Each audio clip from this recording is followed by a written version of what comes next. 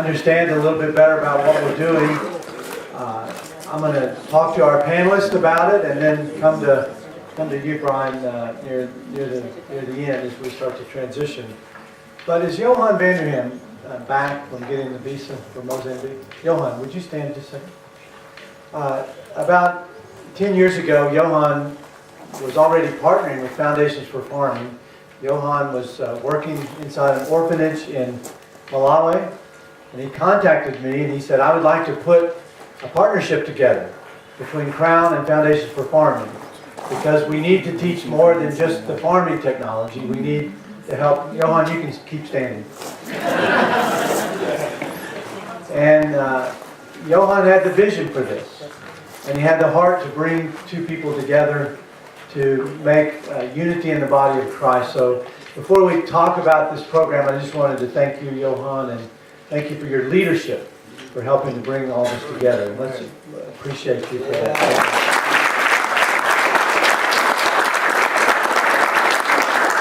So when Crown came to Africa, we realized we had a problem. We were teaching people to manage their money, and people were telling us they didn't have any money. I mean, they said, why don't we, help us with the first part of this? And then when Foundation for Farming said they had a problem, they were helping people improve their crop yield, improve their livelihood, improve their prosperity, but people weren't managing it well, or didn't have the knowledge to manage it well. So between Brian and Craig and myself and Johan, we began to talk and pray about putting together a comprehensive way to package that so people could use it. So our ministries are totally separate. We're independent. We have separate board of directors, separate funding sources, but we work together in partnership on a program called I Was Hungry, taken from Matthew 25. Amy Hubbard leads our program in the United States. And Amy, I wanted to ask you to go first. If you would just describe the components of the program. What does I Was Hungry actually do? What is it? Absolutely. So I Was Hungry is, like Chuck mentioned, a partnership between Foundations for Farming, Crown Financial Ministries, and it's a really good fit because Foundations for Farming teaches stewardship of the land and Crown teaches stewardship of the harvest, or the profit of the land. And Chuck says it goes together like chocolate and peanut butter. There's nothing quite better than that.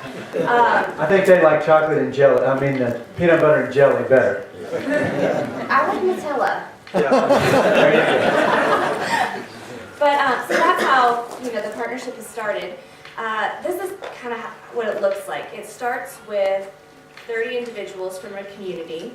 They come here to Foundations for Farming for 2 weeks of intensive training, and they're taught in areas that they're most broken in their lives. So that is food, faith, family, and finances.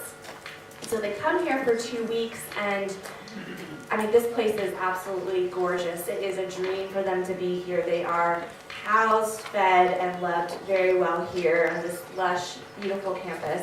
And it's often hard for them to want to go home. I think one gentleman once asked the team, is this what heaven will be like? Yes. I love that. And so, but they do go home. After 2 weeks, they return back to their village, and they are commissioned to work with their families and create a fun food supply. And that's what they do, to feed their family for the entire year. Once they return back to their village, they are also visited monthly for a year by a Foundations for Farming trainer. Foundations for Farming has about 16 trainers, I believe, and each one is assigned a community to shepherd over the course of the year. And they come and visit their communities, walk each farm, and not only mentor them in their fields, but also mentor them in their hearts and their walk with the Lord.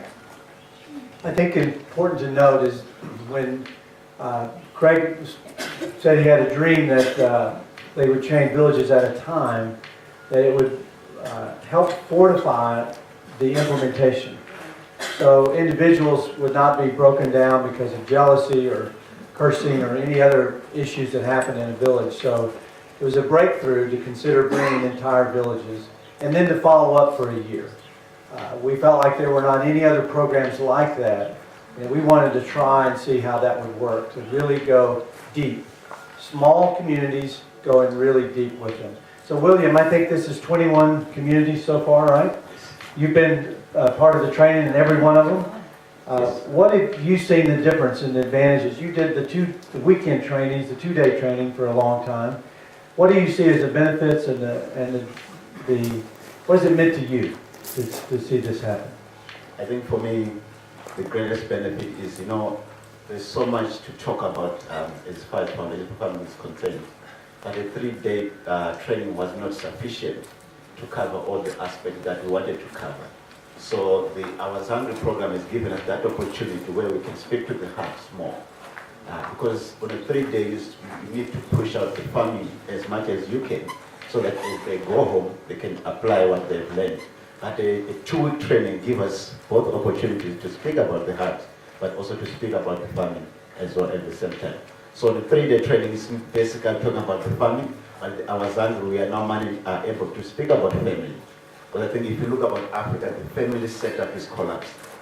And as much as you work on the farming side, but at the end of the day, like a woman and the children will work for the harvest, but a husband will just take the husband and go and sell the harvest and use his money himself without doing anything. So I think addressing those family stuff is so important as well if you want to see the breakthrough in the families that we want God to bless in our nation. And I think it's also good to address that. And also, managing finances, I think, is another story that wherever you go in Africa, it's one area that needs to be addressed. So having the 2-week training has blessed us, that the communities, I'm sure you've heard from the testimonies on how people manage to budget their finances after the training, and things start to change.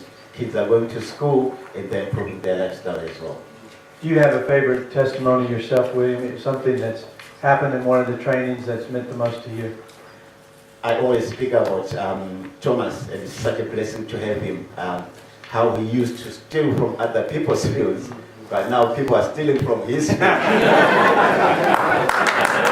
That's one of my favorites too. Where is Thomas? Thomas, are you here?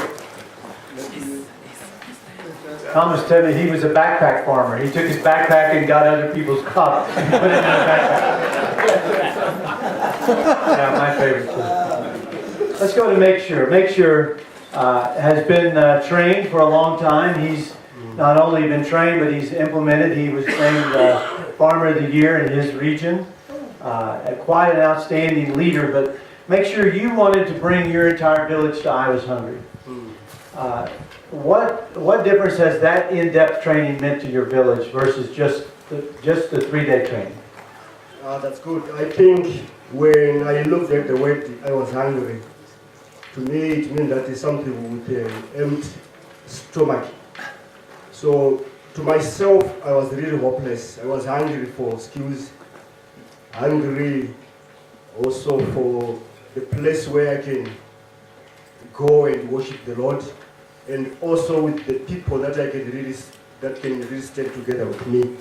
But when I really come to combine foundations for farming trainings and I was hungry, it's really a great answer which has really brought hope into my community, also into my life, of which we were always hungry for the word. We were taught how to open our Bibles, and we were also given Bibles which we take with the community, of which the community now they are really proud of having the Bibles. Yes. Make Sure in the video that Yingi produced of your village, you said that your community is socializing now. They're getting along better. Why are they getting along better in your community? When we brought this group here, there were 30 people that we brought here through Craig and my brother who is sitting next to me. So we brought the group here. We were mixing. We were with the whites, we were with the colors, of which to my group it was really quite difficult. As we were really interacting with the different groups, so their eyes were being opened to see that no, there is no difference between a colored and a black guy. We are the same. And because of the way, because foundations for farming and also I was hungry, it's really deep rooted in the word of God. Because it's only the word of God that can really open the minds of people to see the goodness of the gospel. So they were really, like they were colorblind. Yeah, Amen. to say in short. Amen. Thank you. Pastor Malvin, you have a microphone. Pastor Malvin and his team have been trained for a long time. In fact, I've visited your village, your area, and talked to Paul before, and remarkable job farming. In fact, people have come from all over the world to see the excellence that you farm with and just the standards that you've set. And I didn't realize your village, you had brought the village here. So what difference did the in-depth training mean to your village versus just the 3-day training? To us, the training has come as an answer to the heart cry that we had. After, being in a community where you see people are struggling and people are going without something maybe to eat, you are seeing that.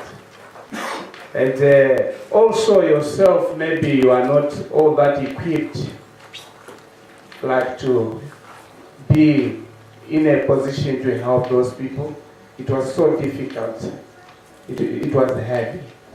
But after coming to this training here, it was like we're given a tool, an answer to go back and to begin to equip also our people in the village, so that there are those who had no hope, they had hope now.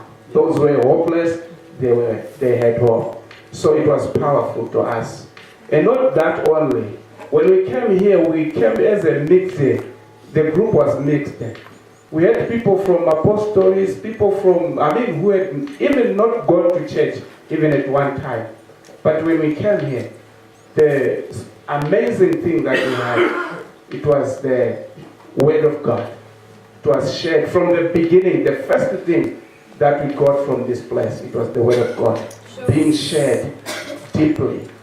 And we had some people from here now going back to the villages. The other people whom we thought they were useless, we saw that no, there's nobody who is useless.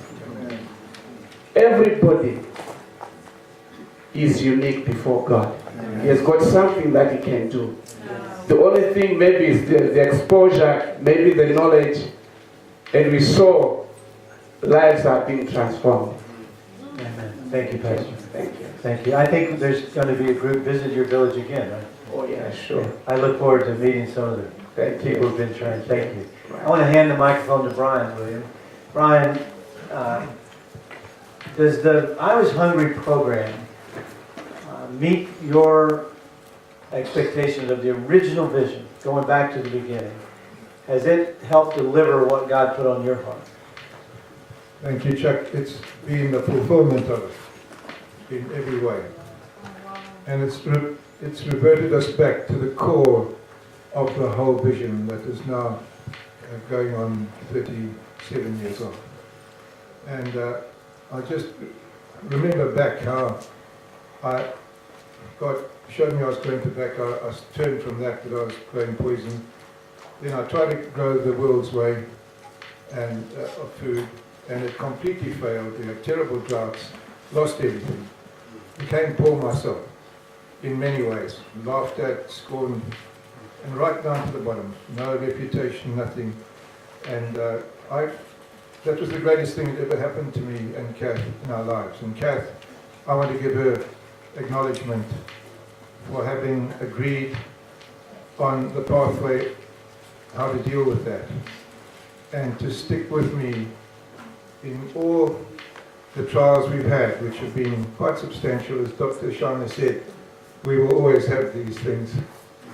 And to have a wife who has been such a blessing, joyful in adversity, and a great friend and prayer warrior, and encourage her.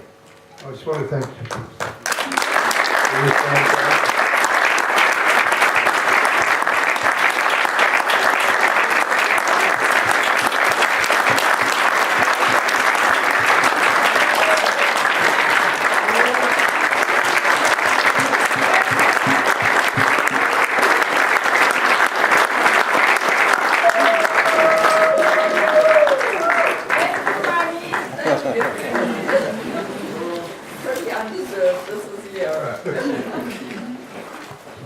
No, but thank you, Chuck. I just give thanks and glory to God for a hippo that made a deep noise in the middle of the night and woke you up. Yes, me too. Thank you. And then you responded in love for the poor with this incredible vision. Yeah. And your heart is amazing. And for God to brought you as a partner, it is beyond what I could have asked or imagined. And your lovely team. Thank you so much. Well, I don't take any of that credit. I have an incredible team that I work with. I have a great board of directors and wonderful partners who make it happen, Brian. And I feel like we're the privileged group to be able to come alongside you. And I really think, and I'm going to say this sincerely, as a prayer request, but I think Brian Oldrich should win the Nobel Prize. Yay!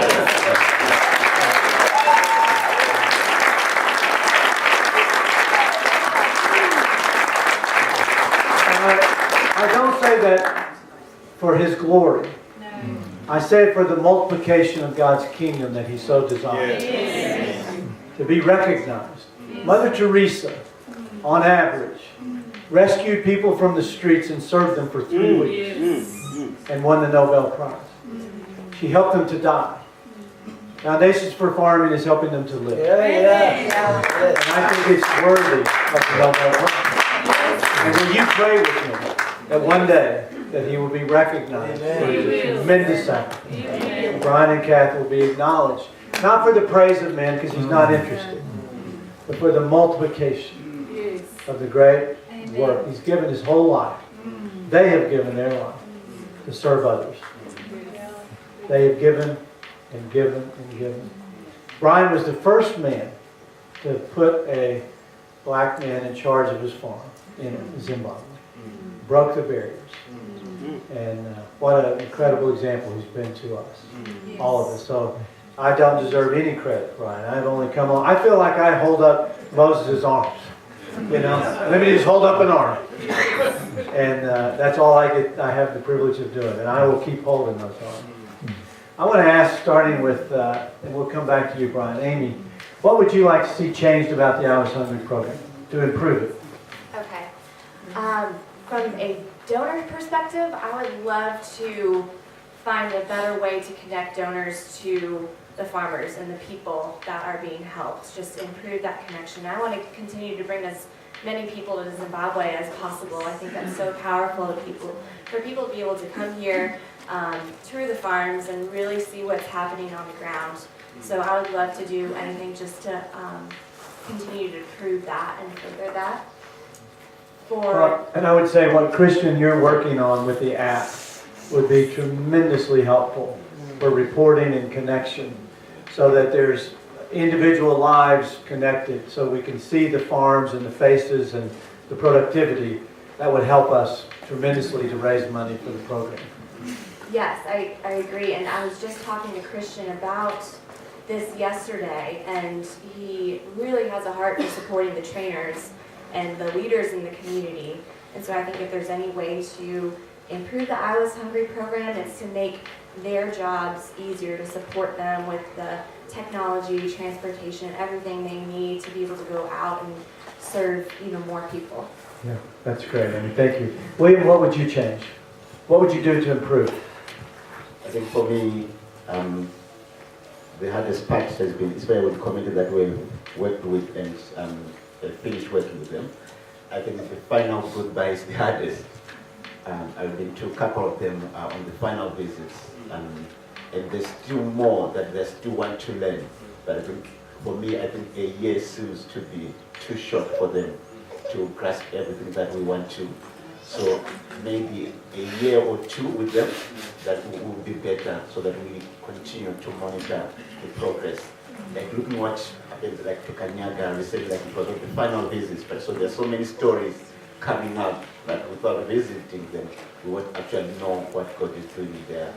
There's a lot of tears at the end of that one-year program, aren't there? Yeah, please. Because there's a deep love between the trainers and the villages. Sure. William, I have a question though. If we extended it for 2 years, would it increase our multiplication or decrease the multiplication of the vision? It will increase. Because like what we've seen like in so many communities that we have trained is, those who have trained, they take the initiative themselves to train others in the community. So even as we speak now, even some communities that we've not visited, but they're actually continuing with the work that they started. So there's still multiplication, but now we don't even know to what extent that multiplication is. So I know she doesn't understand me, but this lady that spoke about her village recently in the pink shirt, pink sweater, did she say they trained 80 people? 80 people in their village already? Yeah. And when did they graduate? They graduated, I think it was about 7 months ago. Yeah. Yeah. Okay. Let's ask Make Sure. Make Sure, what would you do to improve the I Was Hungry program? I think I agree with my brother said, discipleship is not a quick fix. You have to take a walk with a man until you entrust him. And the second thing is that the time of visitation was too short to a group of 30 people. And the team was also very little. Because one guy cannot serve 30 people. And people, they are really dispersed. And the distances are far apart. So maybe if we can really improve on that area, whereby we need maybe 2-3 people to come, and they are given more time.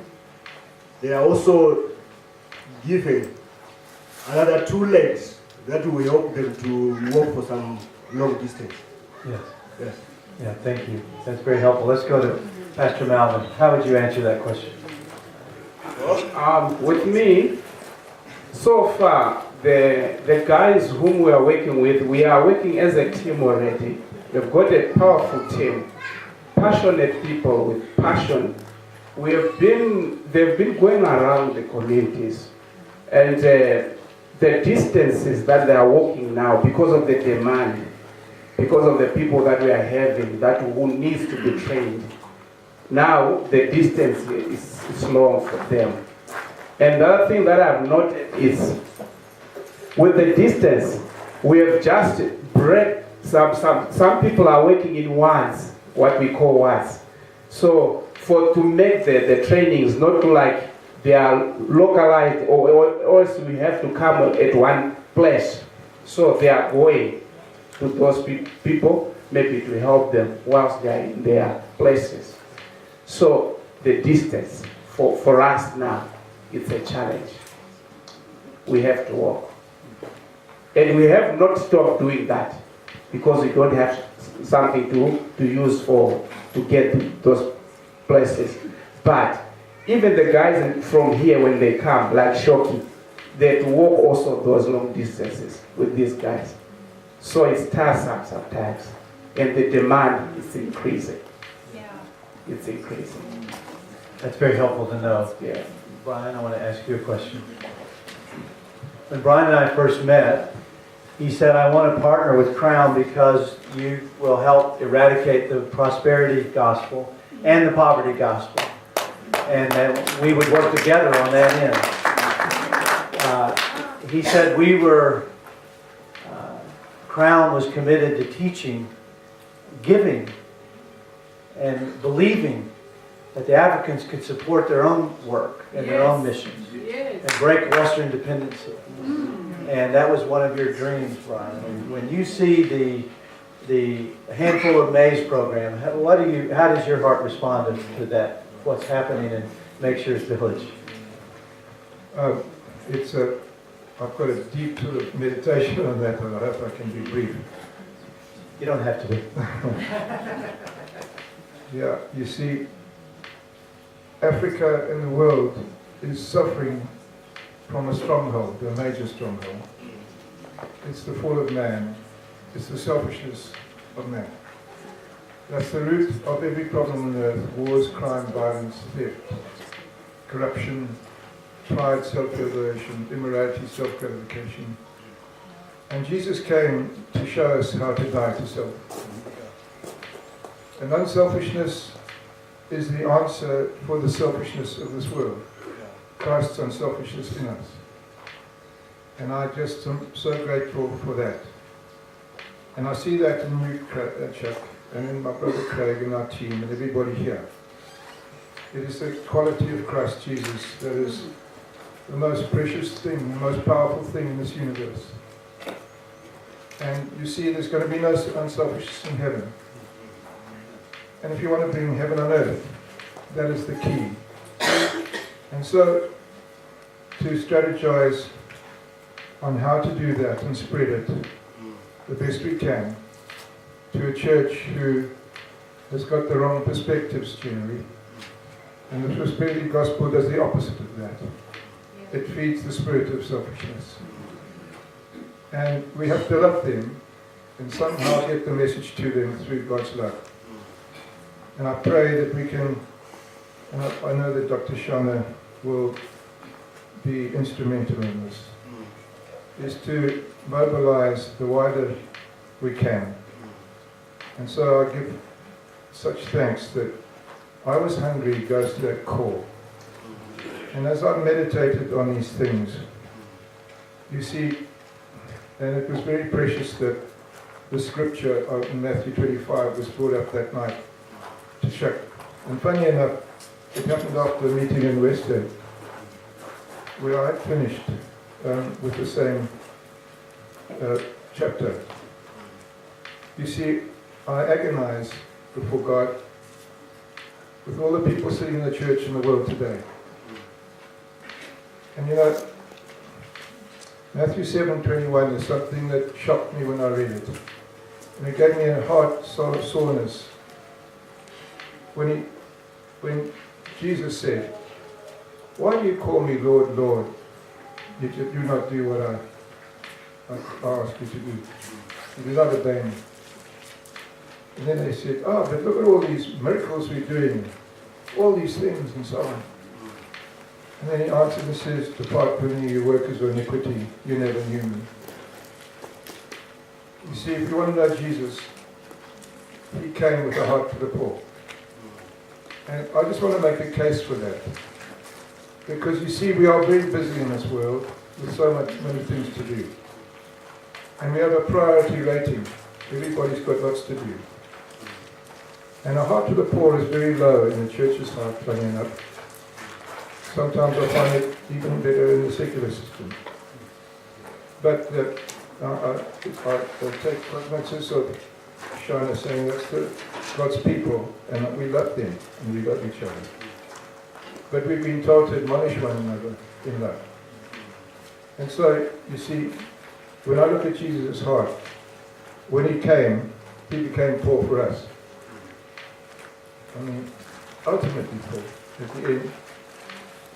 And then he began his ministry because, you see, I'd like to try any endeavor where God begins, where Jesus begins, with his priority in his heart.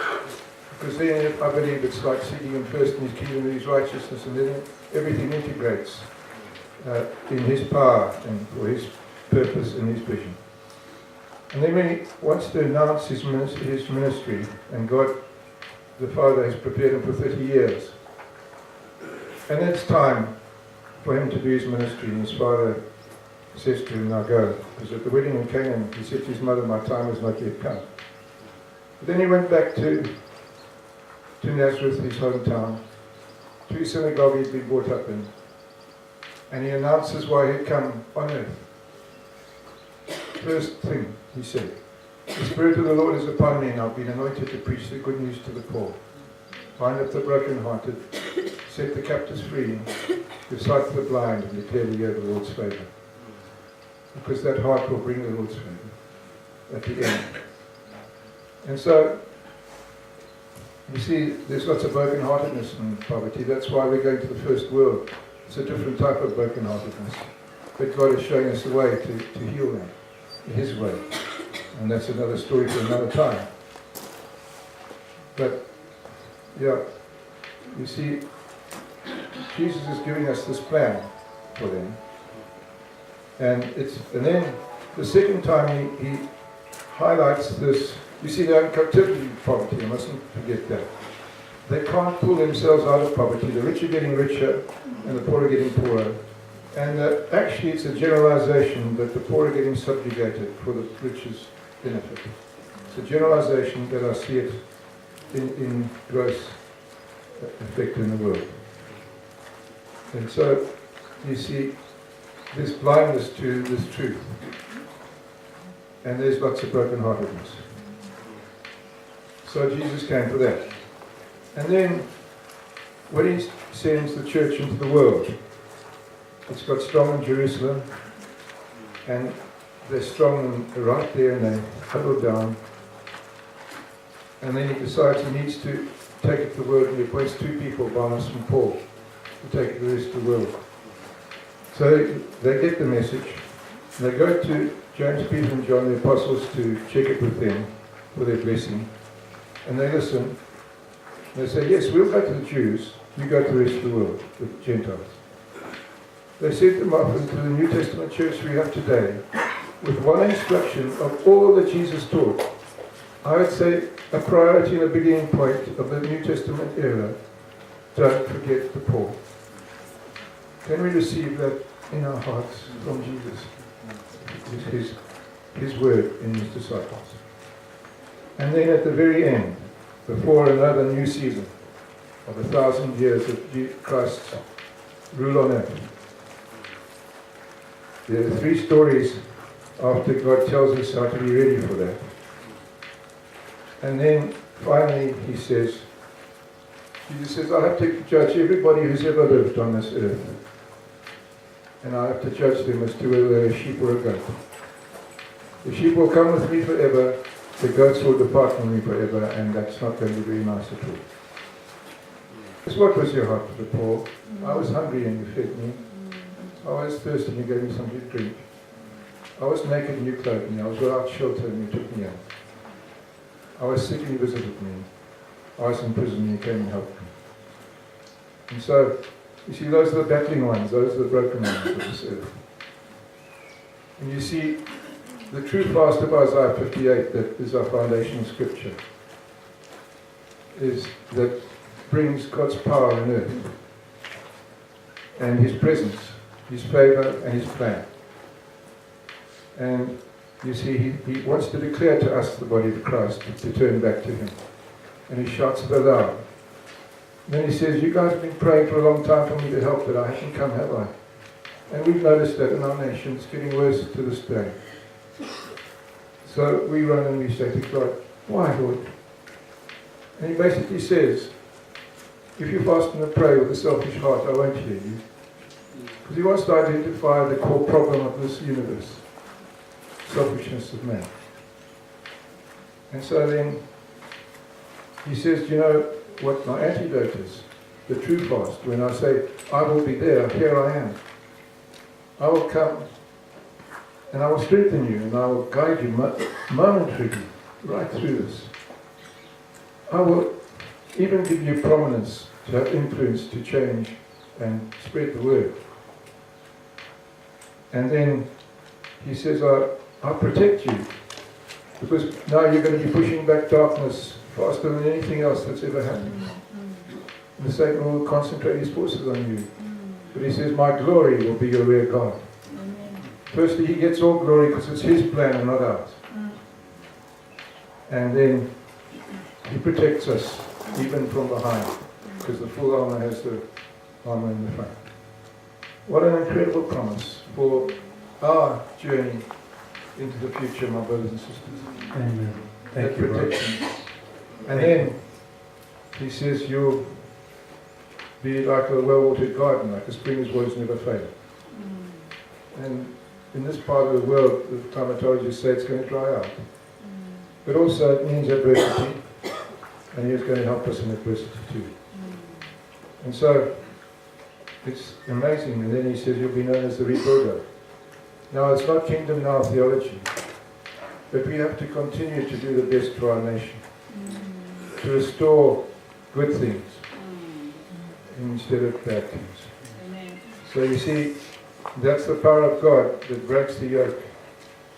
And I believe that we're preparing many people for heaven if we teach them God's heart for this, for that time when they face Jesus.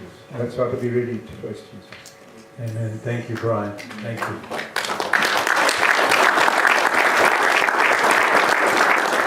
Pastor Malvin, and make sure, William, I want to encourage you to continue the great work you're doing and your leadership. And I think the Handful of Maize program is just a beautiful thing. And I'm very excited to see that spread. And I believe that small beginning can be the change that we've been praying for. And make sure it's starting right there where you are. And just want to thank you all. And Amy, thank you for your hard work. Before we dismiss, I want to thank all of you. All of you who are doing your part. We are a body. And a body has many parts. And the part that often is overlooked are ligaments. Those are the people that hold it together, that make it work. There's muscles and brains and noses and ears, but ligaments are so important to provide strength. And I see so many ligaments in the body doing the work directed by our one head, the Father, who is given us to work in unity, to work as one. And it's such a beautiful thing. And so press on. I've asked Brian to lead us in communion to signify our unity under the head of Jesus Christ. So Brian, I'm going to turn it over to you as we're dismissed. Thank you all.